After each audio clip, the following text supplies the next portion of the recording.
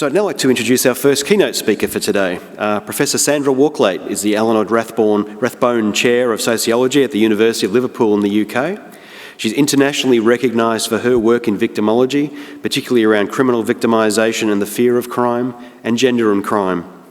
Over the last decade, this work has extended into understanding the nature and effect of terrorism, connected policy responses, and presumptions around resilience. Since January 2014, she's been the Editor-in-Chief of the British Journal of Criminology, and in July 2014, she received the British Society of Criminology's Award for Outstanding Achievement. Her address this morning is titled Justice as Reconciliation, a Healing Moment for Victims. Please welcome Professor Walklate.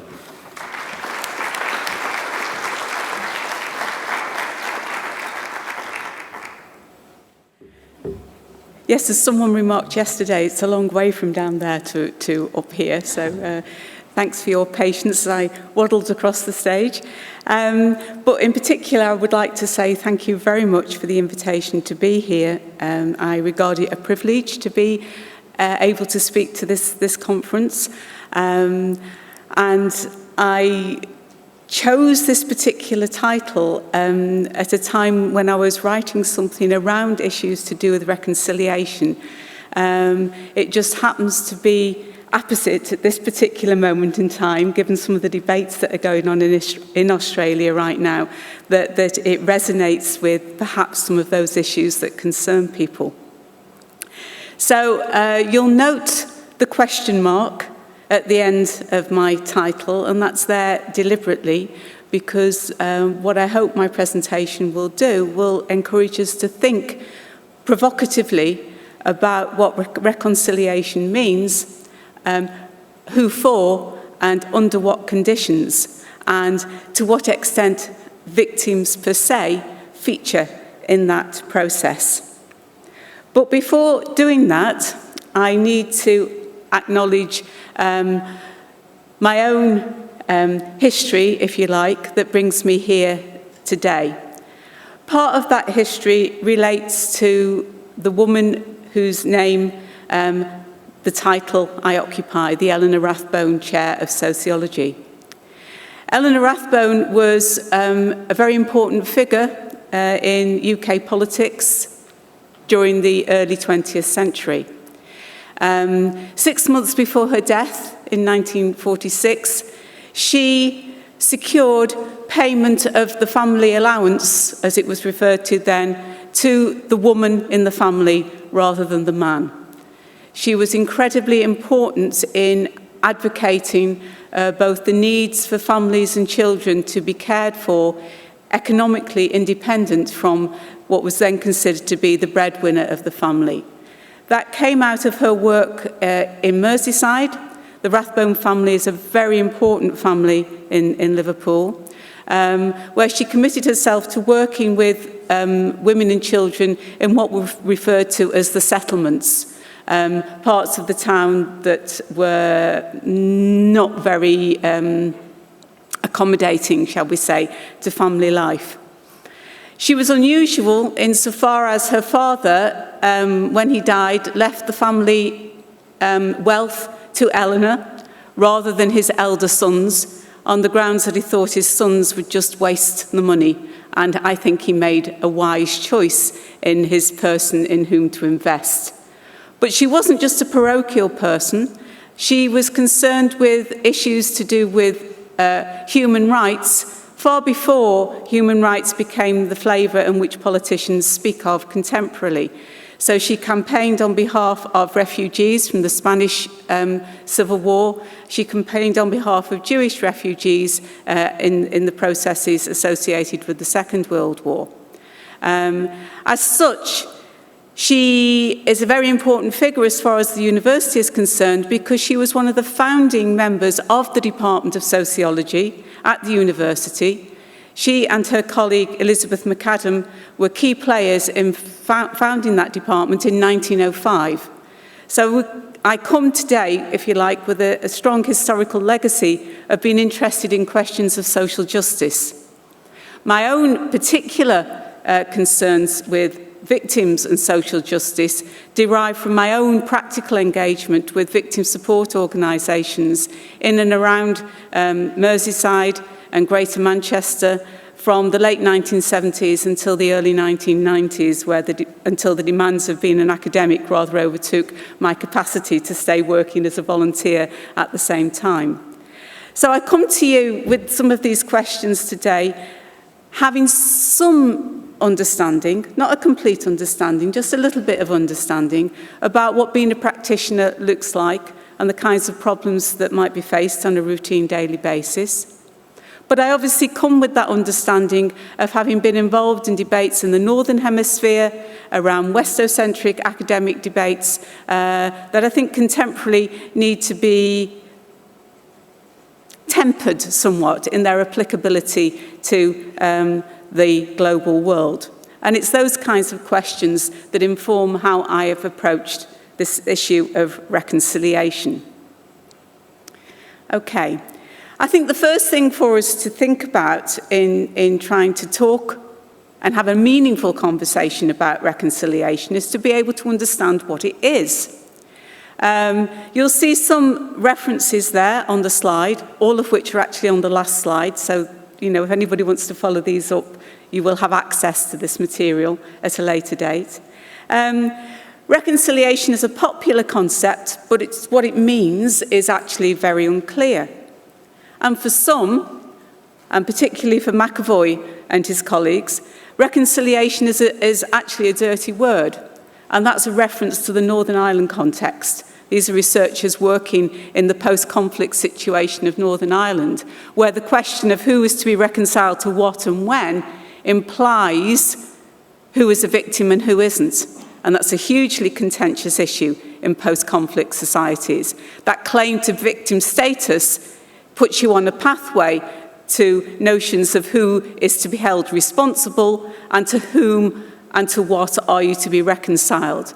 So having the status of victim is a hugely political process in the context of post-conflict societies. And for some, having been assigned the concept of victim is unpalatable as a result of that political context. In a very useful intervention into trying to get us to think more concretely about reconciliation, Stéphane Parmentier and his colleague have pointed out to us that we can see that actually reconciliation operates at different levels. It can operate in an individual level, face-to-face. It can operate between individuals in a family context. It can be interpersonal, it can be societal, it can be national. So we can see that reconciliation as a concept, as a practice, is multi-layered in that way. And those layers may or may not interact with one another.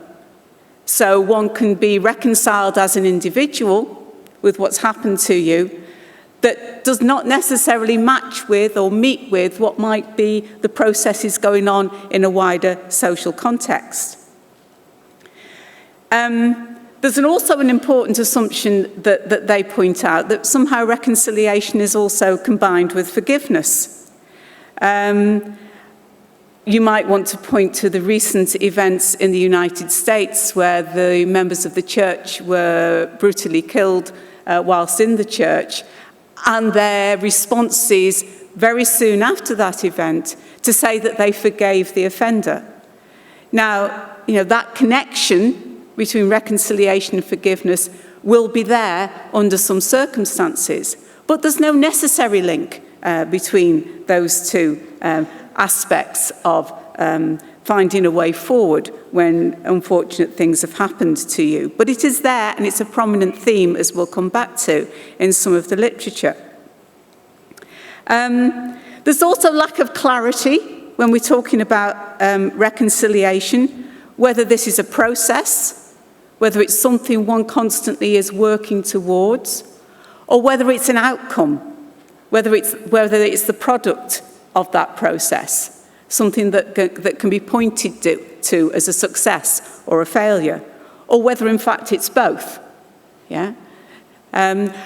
Those sorts of issues might sound a bit conceptual, a bit theoretical, but actually understanding at what level you're working at, who you're working for, and how you're doing it, whether you're interested in the process or the outcome, all have very practical implications because they would take you down different routes of intervention. And the final observation one would like to make is that reconciliation, as perhaps will become clear in the presentation, can be viewed either as a top-down process, something that governments impose upon conflicting parties in perhaps, say, a post-conflict situation, or it can be a bottom-up process. It can be something that communities, individuals reach out to one another and come together and offer an end result of being reconciled to their past. So what we can say about reconciliation in answering this question about what is it, is that it's contested, it's multifaceted, it's multi-layered, and it's elastic. So you might say, well, that's actually not very helpful in some respects to actually have such a fluid concept with which we're working. Nonetheless, the turn to reconciliation globally, nationally, in terms of practice, has been very important over the last 10 years or so, probably going back a bit longer than that.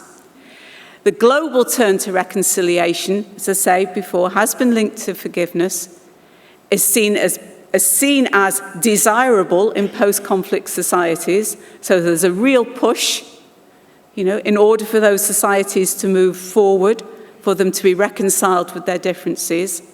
That has a real international purchase in a fairly critical piece, an author called Popovich has called therapeutic governance. The idea that,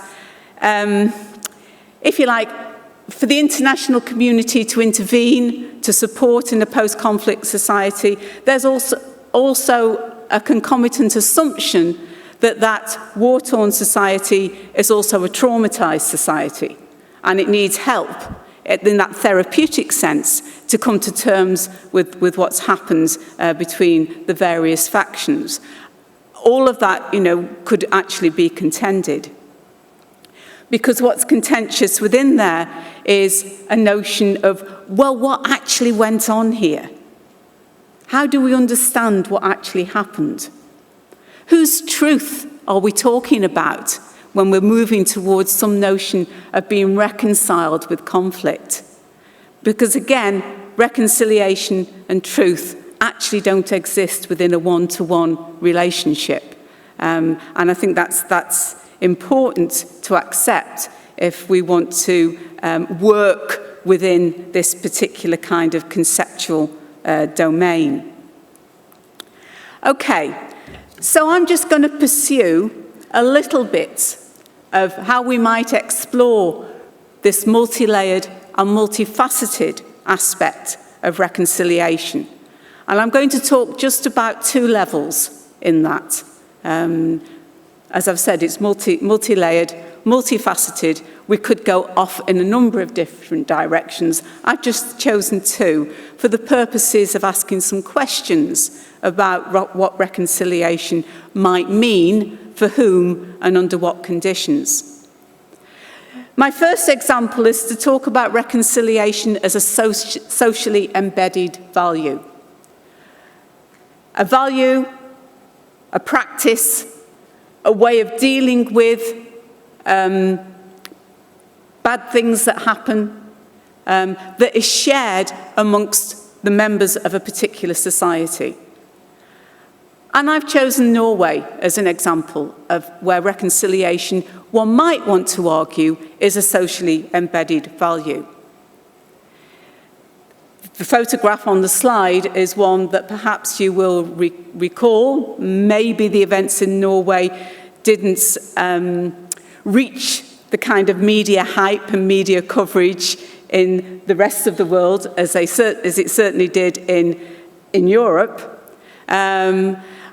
This photograph, particularly of Anders Breivik doing a version of a Nazi salute, provoked all kinds of responses across Europe in particular, and the debates that ensued around the events that he was responsible for in Norway.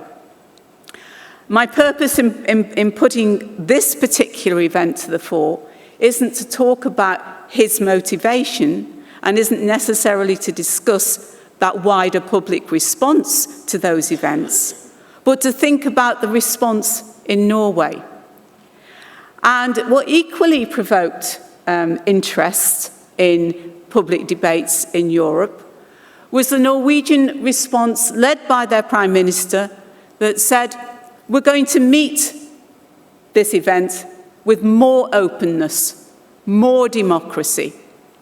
We're not going to close down. We're not going to embed ourselves in a blame culture, us and them, which would be very typical of the UK, I would have to say. But we're going to embrace this as something, as a society, that we need to reconcile ourselves with.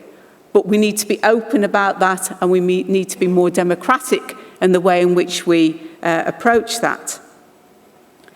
And I think that's part of a social process, powerfully led by those in a position to do so, that actually alleviates, the more popular type, the potential for more popular type responses. Of course, for the victims' families in this particular case, which is another important aspect of this example, the offender was taken to court. They had their chance to speak in court.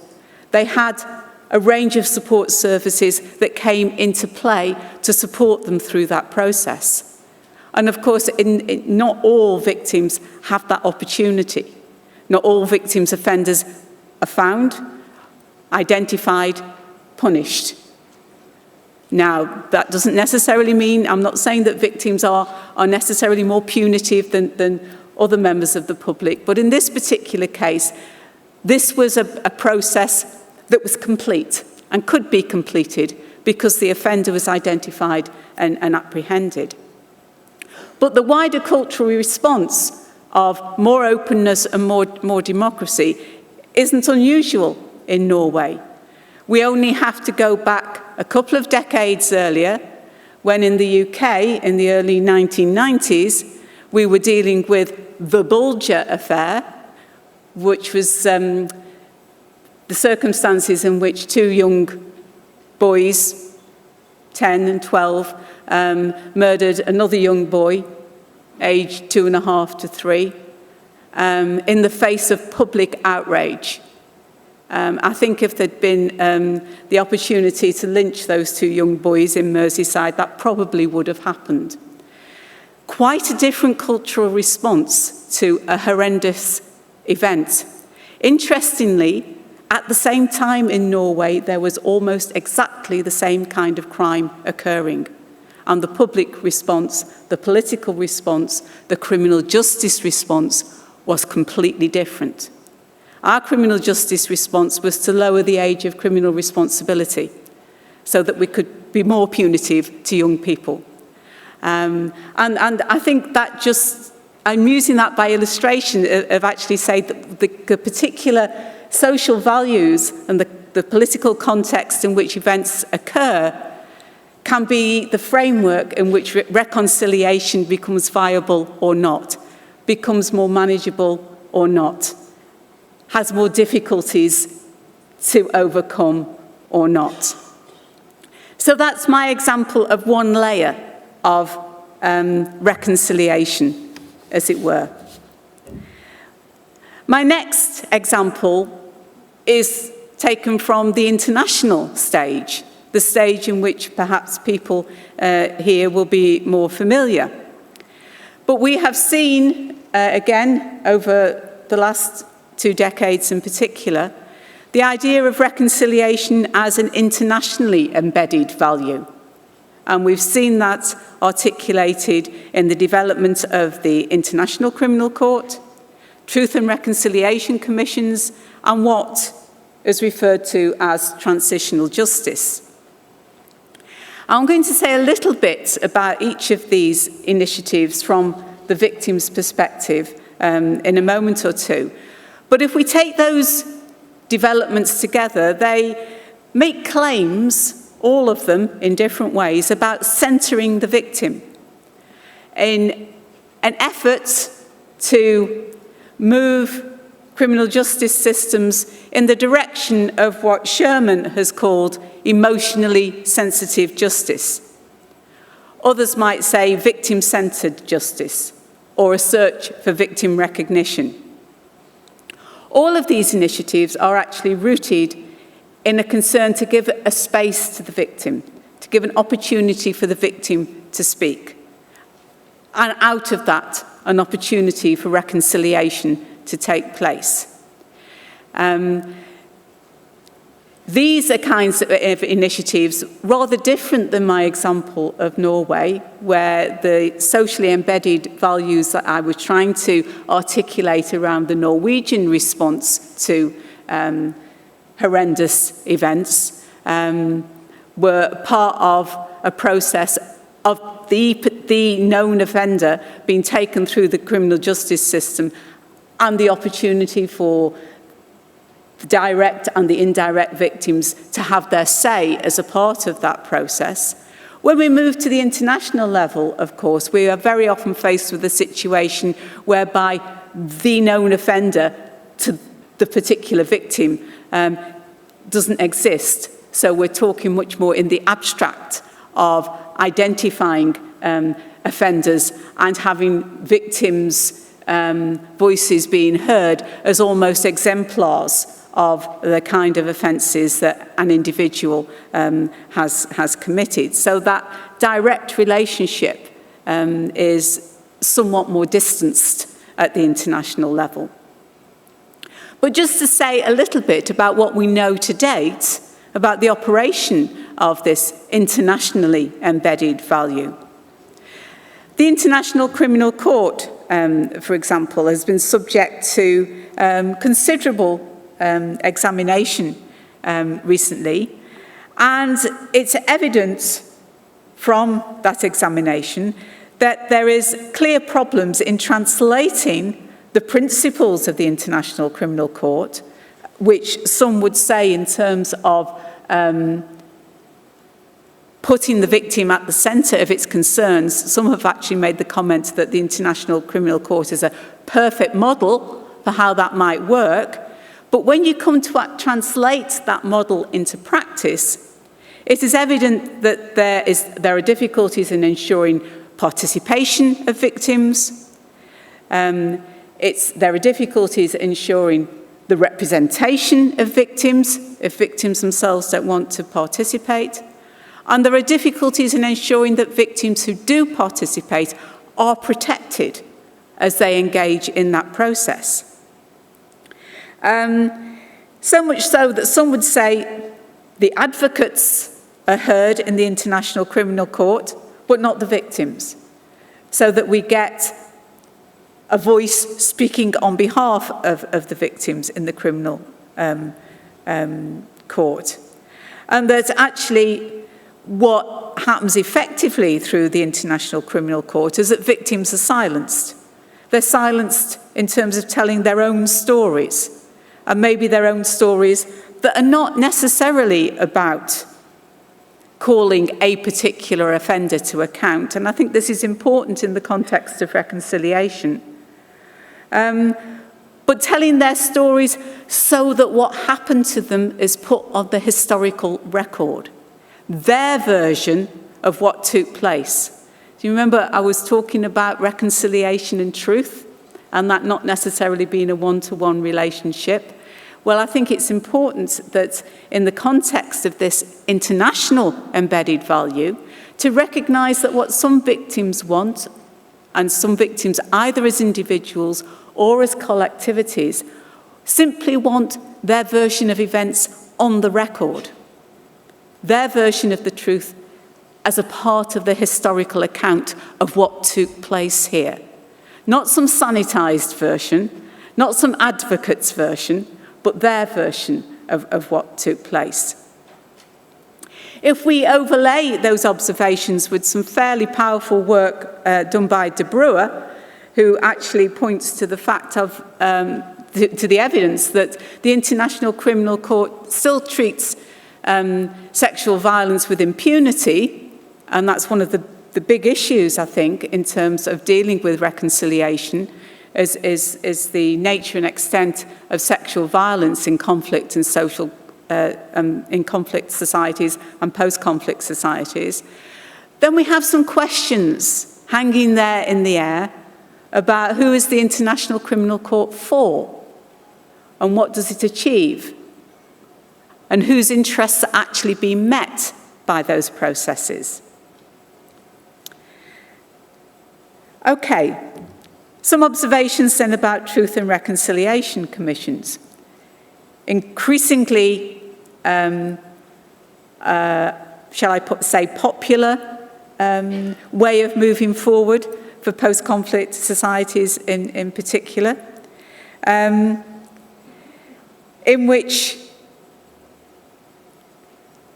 particularly, I think, taking a balanced view, perhaps, about truth and reconciliation commissions. This is the arena in which forgiveness as an ethic probably features most strongly, and I think we can trace that back to the presence of Desmond Tutu and his work in South Africa, and particularly his observation that post the Truth and Reconciliation Commissions, we no longer could say that we did not know. And that's really kind of quite important, even though he himself would say the Truth and Reconciliation Commissions in South Africa were only successful in part. It was a faulty process. People had expectations that weren't realised. But at least in terms of the wider public debate that was generated, he makes a good point in saying that we could no longer say that we did not know. I think the problem with Truth and Reconciliation Commissions is that they often fail to call offenders to account. People and some victims get upset by that. People do deals, so one might say what's new about that. And we need to think fairly clearly, I think, about whether the notion that the idea of revealing what went on in these commissions, whether that actually contributes to healing in the way that some commissions claim that it might, is something that actually really happens. And we haven't got a lot of evidence that is what actually takes place. The final area that I've grouped together as being reconciliation as an internationally embedded value is in the context of transitional justice. Again, what we have here is almost, and I think this is the critical bit. We have a Westocentric vision of what justice and moving towards reconciliation through a justice process might look like in post-conflict societies that may or may not resonate with what people in those societies recognize for themselves as what they would consider to be an appropriate opportunity for reconciliation with what has happened. A concrete example, some work from a chap called Robbins in Timor-Leste, talks about the failure of the reconciliation commissions in that context to recognize that what many of the families wanted in that post-conflict situation was their dead returned to them, so that they could engage in the appropriate ceremonial processes associated with the recognition of their ancestors. And there was a failure in the transitional justice process to recognise that that was the thing that concerned people most in terms of that situation. So, transitional justice, what kinds of recognition matter? Is it a version of justice that, the international community thinks is appropriate, or are there other versions of justice, more locally, culturally situated, that matter?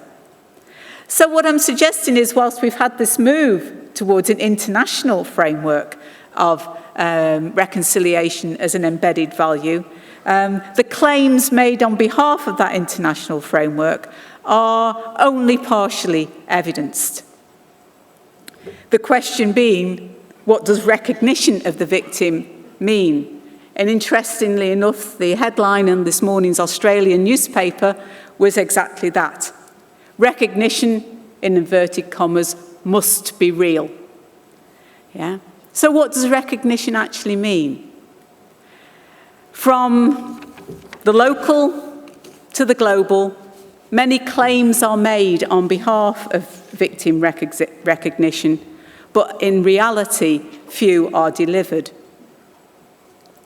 And I think that goes from very local initiatives around victim impact statements. So there, I'm directing you to some of the work that Paul Rock has done on the way in which the family impact statements that victims' families of murdered or manslaughtered people can present to the court in the UK. Paul Rock observes that these are met with what he calls studied indifference when the court is presented with these statements.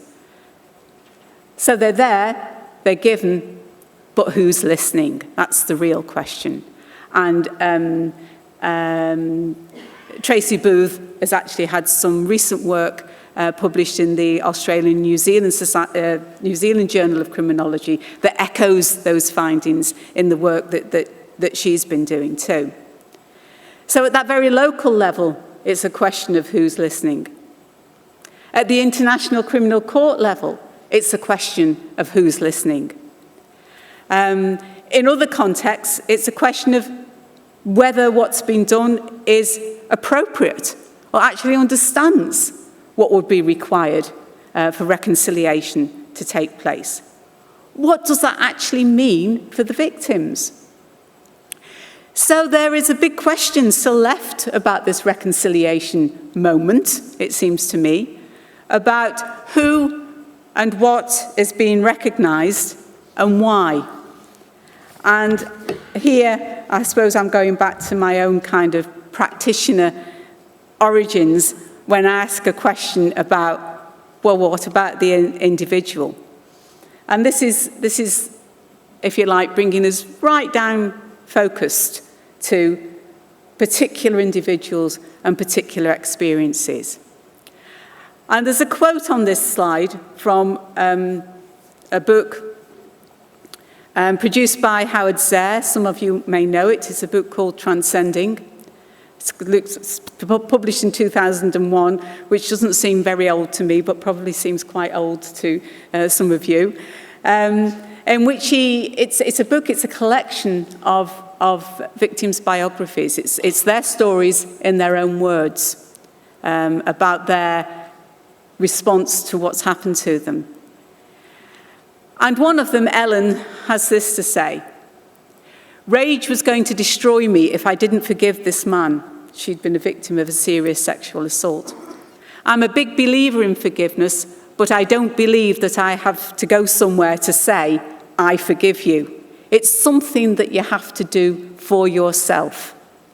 And I think in part, my kind of practice origins would say that resonates with me. You know, you cannot encourage someone who's had something awful happen to them on a pathway that they're not ready to go on. You know? The idea of being reconciled to the past is something you have to do for yourself. And it's something, of course, that some people may never be reconciled to. And there's a point at which that they may need different kinds of help and support. It will depend on the context in which the context of their own personal circumstances and what has happened to them more generally. Or, at a different level, if we were to think of how societies themselves can move towards reconciliation, I was rather struck by the work of the observation of work of Simic and Daly in a paper called One Pair of Shoes, One Life, where they document the response in Srebrenica of local women's groups who laid out one pair of shoes for every woman that had lost her life or had been sexually assaulted during the crisis in which that society went through. A remarkable gesture, symbolic gesture. And that's sometimes is what's important. It becomes a point, a focus of reflection, a point of sharing experiences, and a point of moving on. Both of those examples had nothing to do with criminal justice systems, had nothing to do with an international criminal court, had nothing to do with politicians driving a particular agenda, but came out of people coming together and finding their own way to move forward and to become reconciled to the things that had happened either in their society or in their lives. So maybe one way for us to put something a bit more concrete on this elastic concept of reconciliation is to actually recognise that perhaps there is a hierarchy of reconciliation. What counts as recognition and who decides that that counts is actually quite a complex process. It's clearly, at an international level, quite a political process. It's about, in a sense, moving post-conflict societies forward with the encouragement of the international community, has quite a clear political agenda associated with it. As in my own, more local context, as in Northern Ireland, but we can all think of examples where those politics override the extent to which people themselves may be ready to go down that route, and maybe override the kind of things, the kinds of practices of reconciliation that might matter, that might override what will matter for people themselves. Just using as Northern Ireland as an example, again, there's some evidence that what people wanted was memorials, an opportunity to actually, name people and recognise people for their various contributions to what went on there.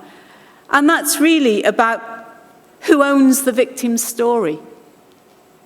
Who owns the victim's story? Politicians? The International Criminal Court? Or do victims themselves own their own stories? And there are dangers, and this particular observation is taken from particularly work around sexual violence, that we can identify what might be called reconciliation entrepreneurs, people who make claims to be the experts as to how to facilitate this, how to put that intervention into place, but may not necessarily have enough locally situated, culturally sensitive knowledge to be able to make that work in a way that is meaningful for the people concerned. If we overlay that with some work of a Belgian social scientist, and I'm not going to endeavour to pronounce her name out of sheer embarrassment that I'll get that wrong, but it's there on the slide, in the process of looking at truth and reconciliation commissions, she actually points out that some people in those processes are designated competent witnesses and listened to, and some are deemed not competent, and therefore they're not listened to. Suggestive of what she calls a regime of reconciliation, in which good victims are promoted, those are ones that are deemed okay in the process, and bad victims are neglected. And I guess it doesn't really take me to articulate to an audience of this kind what the dangers are inherent in that kind of process. Here, it is clearly evident to me that we see the dangers of the powerful presence of the late Neil Christie's observation about the ideal victim. You know, we can transpose that concept into the arena of reconciliation and suggest that there might be a hierarchy of victimization, and within that hierarchy there is also a hierarchy of recognition. Good victims will be recognized, those that we think are legitimate, are competent, articulate, tell their story appropriately, and those victims who fail along those standards are also failed to be recognized as victims. That really does carry through into the practice arena, I think, reflecting on who's recognized for what, why, and under what conditions. Okay, just some concluding thoughts.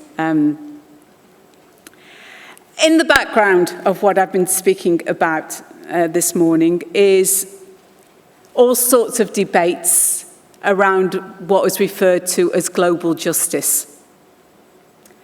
But within that shift towards global justice, around some of the initiatives I've talked about, the International Criminal Court, transitional justice, and so on, that make claims of putting the victim at the centre, to the fore, there is actually a political sleight of hand that underpins those developments. That political sleight of hand will vary according to the conflict, but it's there to blur the lines of responsibility for what went on here. There is evidence from some recent work published by Hazel Cameron, for example, of the British government's complicity in the Rwandan genocide. That doesn't come to the fore in international criminal court responses. That's part of the political sleight of hand of how global justice has been framed. It puts some people in the frame for carrying responsibility, but quite neatly leaves others in the background. You know, one could really be mischievous and refer to the efforts that have been made to take Tony Blair to the court of the International Crimes Tribunal over the intervention in Iraq and Afghanistan. It's failed, but there have been efforts to do that. Again, you know, those of you who are interested might want to follow that through and frame that in terms of what political sleights of hand were involved there. But running through this shift towards global justice are the ongoing problems that the founding fathers of victimology were concerned about. And those are of presumptions of innocence, blame, and responsibility, all of which carry different kinds of connotations for victims. These presumptions pervade, but have a particular purchase on the victims who are seen and responded to and those who are not. So again, you know, reflecting on how those presumptions operationalize in practice, I think is really, really important, both internationally, nationally, and on a one-to-one basis. In a sense, it may be that one has taken this shift towards global justice far too seriously, in asking it to realise what it claims to do, and that is recognise victims. Perhaps it is naive to expect that to be delivered, because as Didier Fassin has observed in the context of the emergence of what he calls humanitarian reason, we have seen increasingly over the last decades where it seemed to be reasonable to respond to tragic situations with therapy rather than with practical help and support. And that, again, is something that I think is worth reflecting upon. What some people want is actually financial help to get them through the next few weeks. It's a moot point whether they need therapy or not. So my final comment is to go back to where I started. We have an elastic concept, a concept that has political purchase, that has international purchase, but of which I would like to encourage us all to think about whose interests are being served in that conceptual agenda, whilst recognising at the same time victims, either as individuals or as collectivities, sometimes find their own path to reconciliation. Thank you.